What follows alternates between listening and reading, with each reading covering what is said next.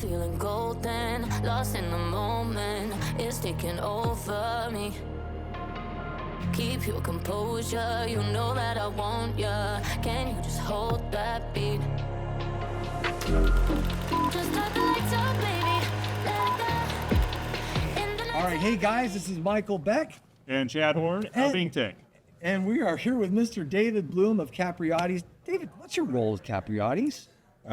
Chief Development and Growth Officer. Not a small thing. Yep. And you've been with the brand for a while. I've been watching you out there for at least 10 years. Yeah. I think I pinged you a couple times when I was selling back in the day.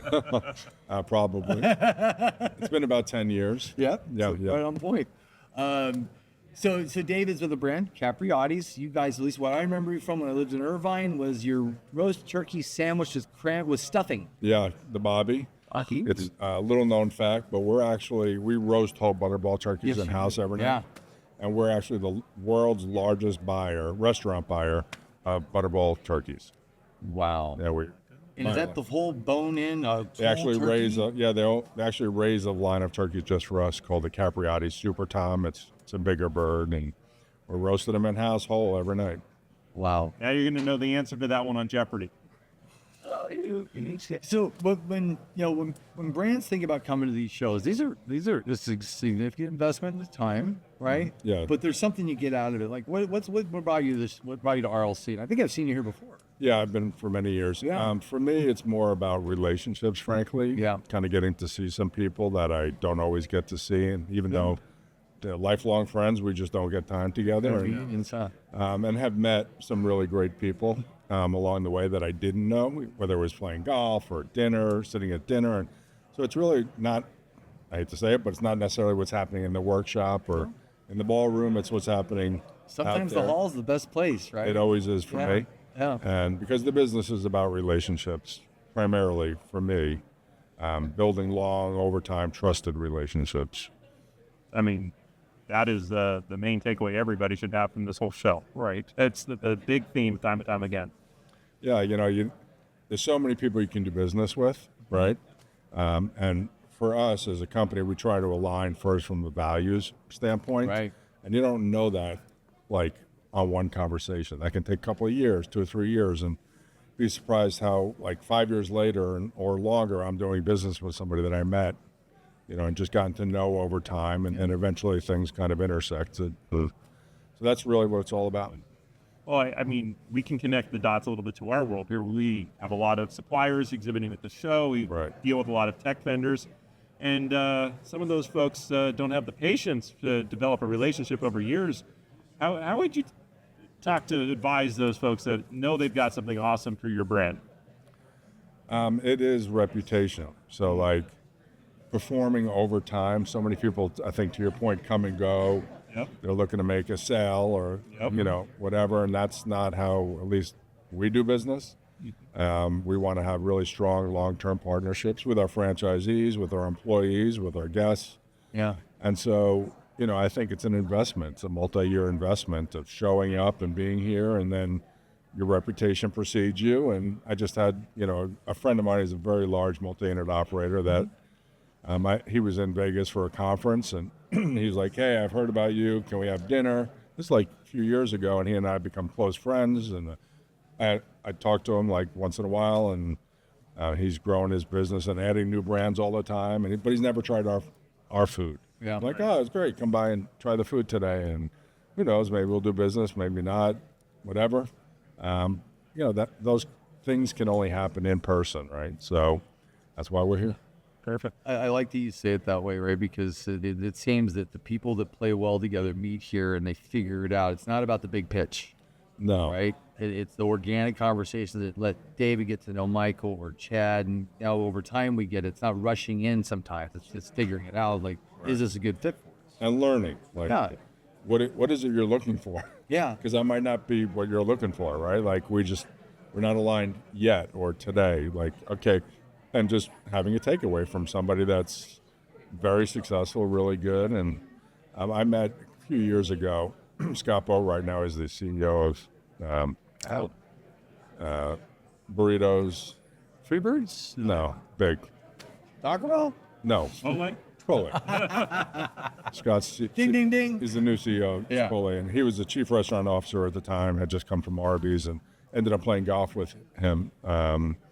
And it was just a great, time with somebody that obviously really successful, has done really well in the business. I never even knew that there were chief restaurant officers when I worked. There wasn't even a title I knew, and I was like, Right. I literally came back out of that conference and said, that's exactly what we need. We need somebody that thinks like that. How's his golf game? He's a killer golfer. I was terrible, and so, but it was just a really interesting, enjoyable takeaway. That I had no idea I was going to play golf with the guy, and so opportunities like that are really hard to come by. And So think of this, because you've been in your spot for a while now, and you've seen some things change.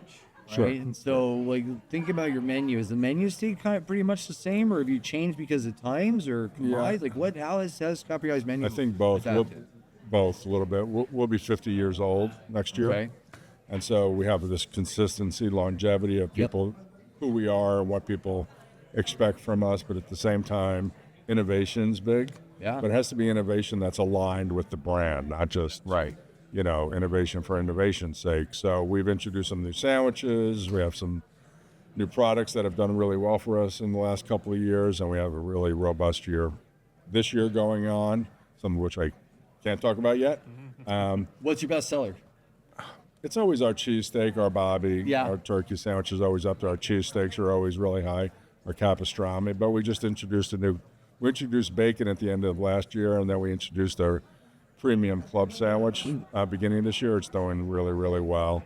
And maybe this is not connected, in Wing Zone. And so how did that get appended? Where did that come from? We acquired Wing Zone about 3 years ago, Okay. 4 years ago, continuing to grow it aggressively as well. A lot of that growth is international. Oh, About half of our brand is international, but we're also growing domestically, and chicken's in big demand. Yes. And it's a lot simpler concept in terms of execution, so it's easy to roll, especially in supply chain wise, into new markets, international markets, and everybody in the world eats chicken. So, David, we were hearing a lot even today about the increasingly price-conscious guest. And it seems like your brand would have somewhat of a moat, at least on the catering side, because Sure. that's a different buyer, right? Is catering a big business for you guys? Yeah, it's funny. Pure catering is probably 10 or 15% of our business, but our large sandwich is 18 inches. Yep. And you see people walking out of the stores with like 4 or 5 18-inch sandwiches. that's catering. Like, we don't call it catering, but it's probably another 10 or 15% Right. of our sales. So, I'd say if you add those two together, we're probably 20, 25% of our business. Some more casual, just bringing it back to the office, some, in a catering box and that kind of thing. So whatever works, I think, we just want to be wherever the customer needs us to be, and easily accessible and convenient, all those things. And so it works for us. Okay. Well, we started with the topic on relationships, how important they are to you, and you're a franchise business. So talk about your relationship with your franchisees and how you cultivate that. I think one interesting thing about us, if our CEO, Ashley, was sitting here, he started as a franchisee and then acquired the company. I've been a very large multi-unit operator myself over the years. We own and operate our own restaurants. How many are there now? We've got just under 200 open and another 150 in development. We're in about 30 states today.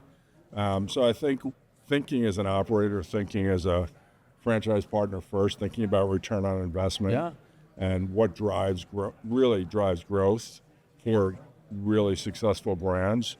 We think about it from an operator standpoint. And so we're always trying to manage cost of goods and labor and profitability and our, sort of what's the capital investment versus the ROI, which are things that operators think about. And so that's our primary focus on the business, and letting growth happen because of that.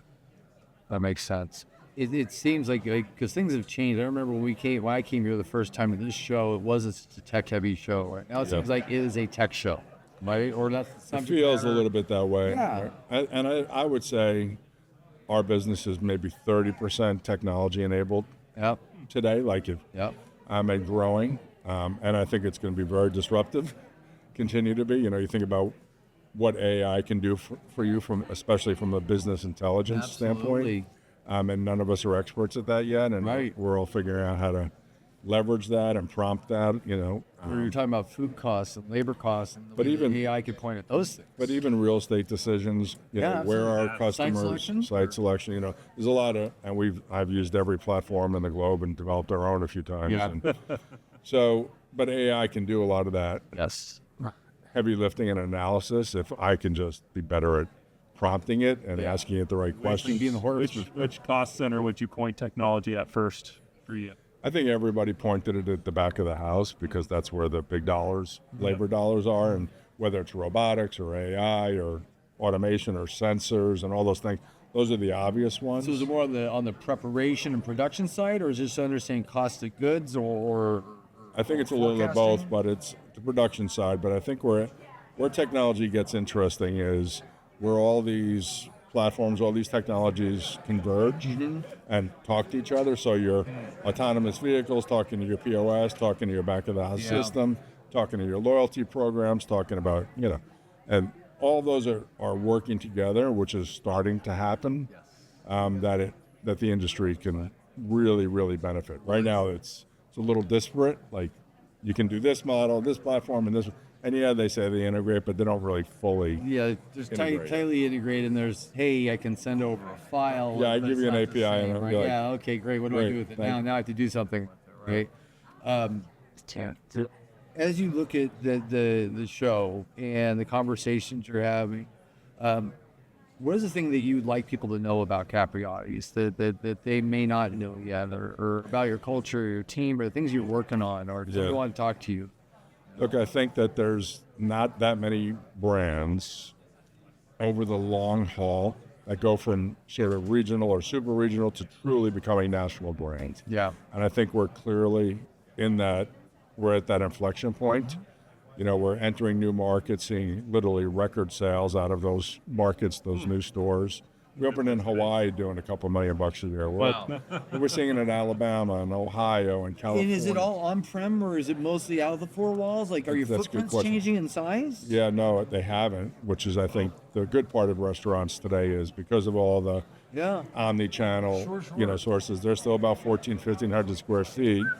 So super efficient from that standpoint, which is necessary because as costs go up, real estate goes up, everything else goes up. So, I would say 60% of our sales today are through some digital channel, sometimes 70%. Wow. Maybe 30 or 40% sitting down, eating in. So it rocketed during COVID and probably dropped off a little bit, or it just kept going. We saw record sales during COVID. But I bet. But I think because we had leaned into the technology. Were you already there when COVID hit? Yeah. So you were ahead of we have to have a response. We got to get digital fast. You were already there? We were already there. It's in a special group. Yeah. Because we're owner-operators, we put it in our stores and didn't just implement it, but figured out, how do we make money at this? Right. How do these become profitable platforms? And once we learned that, we started sharing it with all of our franchise partners, got it adopted throughout the chain, and then COVID hit. How do you manage, and this is something Chad and I talked about before, but how do you manage keeping control of the guest? Because working through DSPs, it's a little contentious sometimes, right? DSP has all the control of the guest. Anybody that says they control the guest. Not control, but you know what I mean? As much as you can, that's experience, related back to the brand. You can control just so much, right? Yeah. But again, it goes back to the guest is where they want to be. Yeah. So if they want to be on DoorDash or Uber Eats or Easy Kit, that's where they want to live. Yeah, that's true. We can either be there and be part of that conversation or not. Yeah. Right? So we can have our own native apps and our own, channels that maybe offer some other benefits, and we do. But you also just got to meet people where they want to be and what works for them. And some are going to be old school and want to walk in and talk to somebody behind the counter, and some don't want to talk to anybody. That's true. Ever. And so we just have to be convenient for all of it. Well, David, I just got the signal that we're coming up on time. One, thank you so much for investing the time with us. This is great. Yeah, it's sincerely an honor to be able to spend some time with you here. The last question I typically ask people is, where can people find you if they're interested in either being a franchise of the brand, right, or being at a show? What are the various ways they can interact with you? Yeah, I'm super present on LinkedIn, so you can always just message me. It's totally open. You can go to own@capriottis.com. Okay. Just inquire there. I'm at most of the major conferences. I'm always glad to meet folks. So Fantastic. And I appreciate you guys. This is great. Yeah, David, hey, it's a sincere pleasure. We appreciate you you. coming on the show with us. Have a wonderful RLC. Yeah. We will. All right, man. All right, guys, this is Chad GTM, episode, you can't remember, I think 4. This is going so fast today. Tune in for more. We'll be back in a little bit.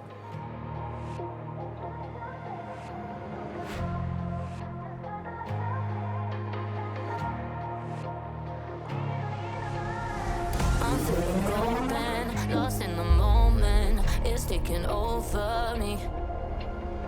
Keep your composure.